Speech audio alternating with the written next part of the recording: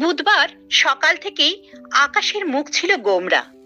তার সঙ্গে পাল্লা দিয়ে ঝিরি ঝিরি বৃষ্টি শুরু হওয়ায় পিকনিকে যাওয়ার মন অনেকটাই দমে গিয়েছিল।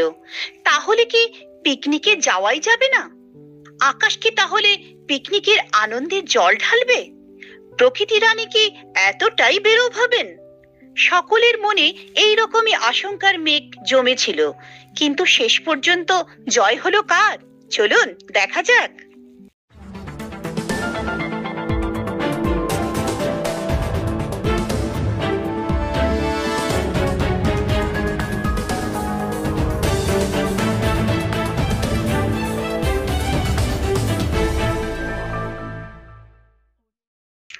শেষ পর্যন্ত নিম্নচাপের ভ্রুকুটিকে ফুৎকারে উড়িয়ে দিয়ে বড়দিন থাকলো বড়দিনেই।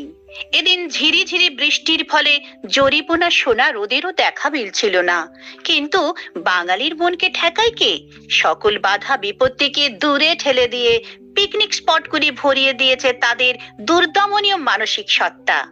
উল্লেখ্য, গত 2004 সালের 10ই জানুয়ারি বাগনানের নাওপালায় রূপনারায়ণের তীরে পিকনিক করতে আসা মানুষজন নৌকা বিহার করার সময় নৌকা ডুবিতে 20 জনের মৃত্যু হয়। তাই সে কথা মাথায় রেখে বুধবার উলুবেড়িয়ার এসডিপিও এস শুভম ও বাগনান থানার আইসি অভিজিৎ দাসের নেতৃত্বে সকল পিকনিক স্পটগুলিতে পর্যাপ্ত পুলিশ ও সিভিক ভলেন্টিয়ারের ব্যবস্থা করা হয়। এদিন বাগনান থানা এলাকার রূপনারায়ণ নদের তীরবর্তী অমর কথা শিল্পী শরৎচন্দ্র চট্টোপাধ্যায়ের বসতবাটি সংলগ্ন এলাকা, নাওপালা, বেনাপুর প্রভৃতি এলাকা, শ্যামপুর থানার গাদিয়াড়া এবং গর্জমুখ 58 গেট এলাকার হুগলি নদী ও দামোদর নদীর সঙ্গমস্থলে পিকনিকে আসর বসে। এছাড়াও উলুবেড়িয়া থানার ফুলেশ্বর, সিজুবেড়িয়া বাংলো সংলগ্ন হুগলি নদীর তীর, দামোদর নদীর তীরে, উত্তর প্রসাদপুর প্রভৃতি এলাকায় প্রচুর সংখ্যক মানুষ পিকনিকে মেতে ওঠেন। বুধবার আমতা, জগৎবল্লভপুর, উদয়নারায়ণপুর প্রভৃতি এলাকাতেও হাজার হাজার মানুষ পিকনিকের আনন্দে মেতে ওঠেন।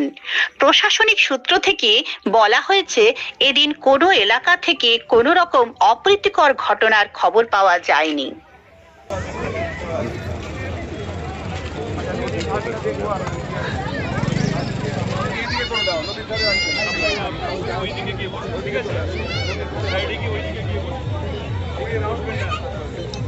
আপনারা না ওইদিকে চলে যাবেন। হ্যাঁ, নদীর ধারে ঘটনা ঘটে গেলে সমস্যা হবে।